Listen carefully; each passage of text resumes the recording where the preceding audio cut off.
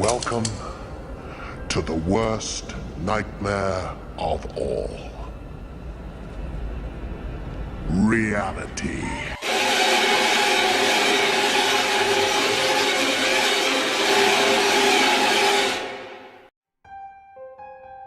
Number 3.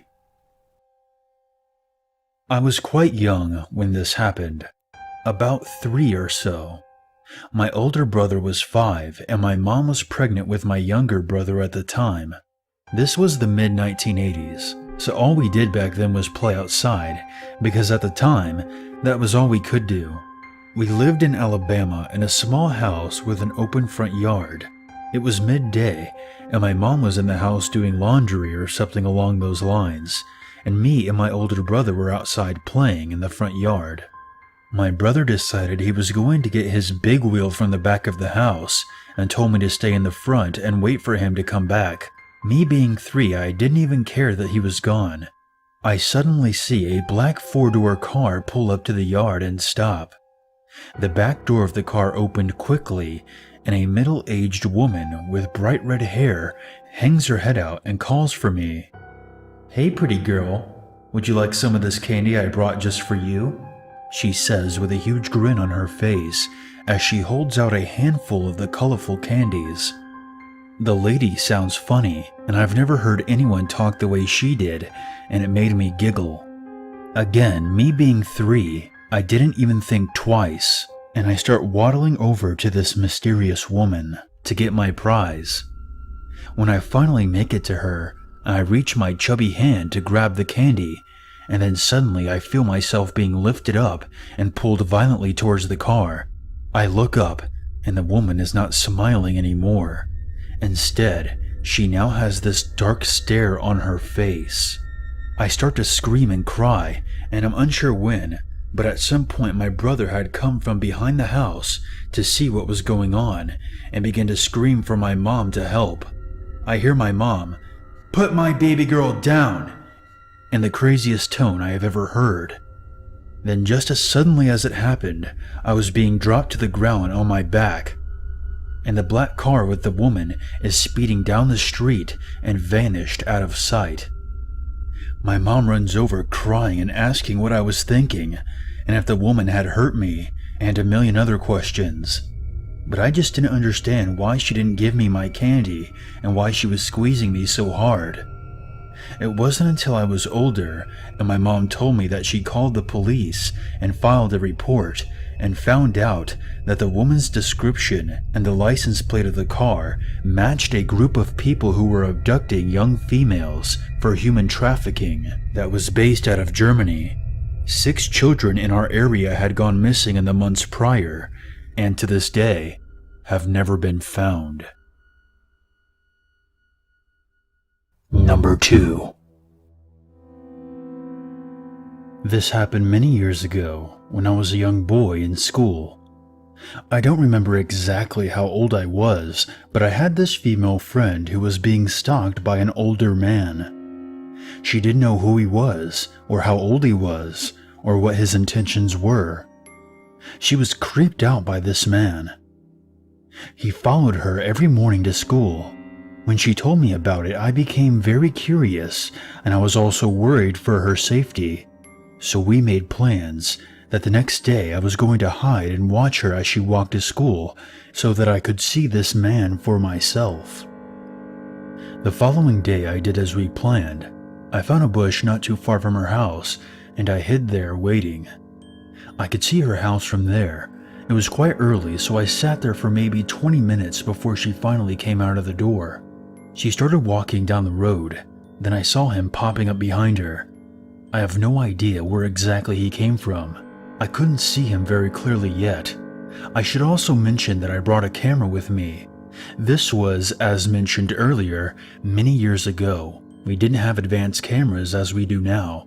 We also couldn't view the pictures on the camera on a computer screen for ourselves. We had to get the pictures printed for us to see them. However, the camera that I had took fairly good pictures. I saw the man close in on her slowly. He was walking faster and faster. They were not far away from me by now, and I could see the man's face better. He looked to be in his 30s. He then put a hand on her shoulder. I quickly got a hold of my camera and pointed it at them, still trying to be as invisible as possible. Her eyes got wide, and he then placed his other hand on her other shoulder. I started taking pictures of them, not knowing what else to do at the moment. I took a lot of pictures. Most of them were probably bad quality, as I was unable to keep my hand completely still. Suddenly, he put his knee on her back and pushed her forward, while still keeping his hands on her shoulders. This made her fall down. I kept taking pictures the whole time, but I knew I had to do something.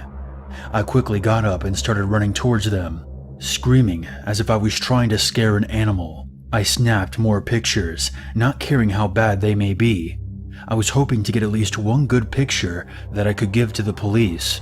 The man saw me running towards them, and he let go of her and ran away as fast as he could, as he didn't expect me to be there. My friend was lying on the ground, shocked and scared. She was so shocked that she couldn't even cry from the pain. She was unable to realize what was even going on until I bent down to help her up. I asked her if she was all right, and she nodded at me, taking in a deep breath to try to get back to her senses. I told her that he ran away, but she was still quite scared. I suggested that she shouldn't go to school and stay home. The next day, I met her outside her house and walked with her to school. The man was nowhere to be seen, but for all I know, he might have seen me and decided not to come out of his hiding spot. We arrived at school and got permission from our teacher to use their room to let us print out the pictures. We printed all of them out and saw that there was some good pictures that showed his face, and some pictures that even captured the way he made her fall. Later that day, we went to the police with the pictures and told them about what happened.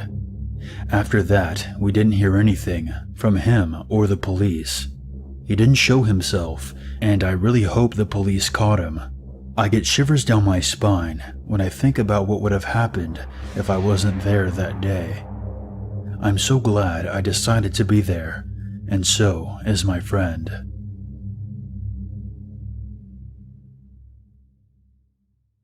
Number 1. When I was 16 years old, I played in a band with some friends from school. Our drummer's name was Randy, and his family lived at the top of a mountain about 10 miles out of town. And we would practice in a little building on their property to avoid the noise complaints we would surely get in town. The mountain was a labyrinth of unpaved roads, and the few houses there were separated from each other by stretches of dense forest.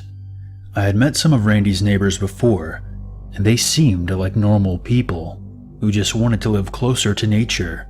However, Randy's stepdad, Jack, a 6'5" tattooed ex-biker, warned us that he heard some stories of people moving there to hide their drug operations deep in the woods. It was around this time I started dating a new girl, but because of her strict family, we had only been able to see each other at school. However, it turned out that she had a friend who lived on the same mountain as Randy. She decided to sleep over at this friend's house on a Friday so that I could come see her there after practice. I passed the directions she gave me to Randy, and while he seemed a little uncertain about them, he agreed to help me find the house. After band rehearsal broke up that Friday, Randy and I got into my car and started trying to follow my girlfriend's directions. After the first couple of turns, we were on a road lined with tall trees that completely blocked out the moonlight. We were supposed to turn off that road somewhere, but between the darkness and my girlfriend's vague directions, we had no idea which of the several narrow paths leading further into the forest was the right one. After a few minutes, we decided we must have missed the road, so I turned around at the first house I saw to take another look. Once again, we couldn't decide which road was the one we were looking for, and not wanting to take a wrong turn and end up in the middle of someone's private property in the dead of night, we turned around at another house to make one more pass. It wasn't long after that I glanced in my rearview mirror and saw a pair of headlights closing in quickly. Much more quickly than was reasonable on this rough dirt road in the pitch blackness. I mentioned this to Randy, but he waved it off. "Probably just some crazy redneck," he said. not exactly easing my nerves. Just let them pass. I slowed to a crawl and pulled as close to the side of the road as I safely could, waiting for the car to pass, but instead of going around, it got right up on my bumper. At this point, we were starting to panic, and I was becoming convinced that we somehow pissed off one of the drug dealers Jack had warned us about. I sped up, but the car kept pace. When I accelerated even more, they finally passed. But rather than just continuing on, the driver performed a perfect bootleg turn, sliding to a stop a few yards ahead, now facing my car, with their high beams on. Needless to say, Randy and I were losing it, screaming random obscenities for a few seconds before either of us were able to think straight. Summoning a driving skill I didn't know I had, I threw the car into reverse, floored it, and somehow managed to get turned around in the direction of Randy's house without ending up in a ditch. I think I must have took the other driver by surprise because we had a pretty good head start before he took off in pursuit. At the speed that we were going, it only took a couple of minutes to get back to Randy's house, but the other car tailed us the whole way. We whipped into the driveway, almost jumping out of the car before it stopped. The other vehicle, which I can now see was a police car with all the lights and markings removed, slid to a stop behind us, blocking us in. Randy and I sprinted for the front door, and did the only thing that we could think to do in our panicked state. We yelled for Jack to come save our asses. Jack, who was sitting in his recliner watching TV and wearing only a pair of shorts, calmly got up and walked out to the front porch. As he did so, a chubby old man, probably in his late 50s, climbed out of the other car, but immediately stopped behind his door when he saw the big, half-naked biker dude who was now standing between him and us. It only took a couple of questions from Jack, who was a nice guy but could be scary as hell when he wanted to be, before our pursuer was reduced to stammering nervously. It turns out that, unknown to me, both times we had turned around, it had been in his driveway. After seeing my headlights for the second time, he decided to chase us down. He assumed that we were up to something illegal. After explaining himself, he angrily informed us that he was a retired state trooper and that he had radioed the police to come out and arrest us for trespassing. He then jumped back into his car and took off. Unsurprisingly, no police ever arrived, and we ended up laughing the whole thing off as just some random encounter with a crazy but harmless old man. Still, it was enough to scare me from ever venturing too far from Randy's house again whenever I came to visit.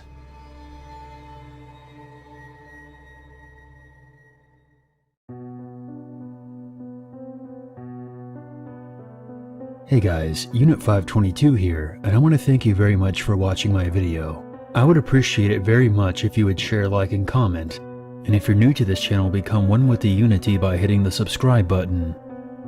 If you have a scary story or experience that you want featured on this channel, you can always send it to my email or post it on the Free Horror Stories subreddit. The links for those can be found in the description below.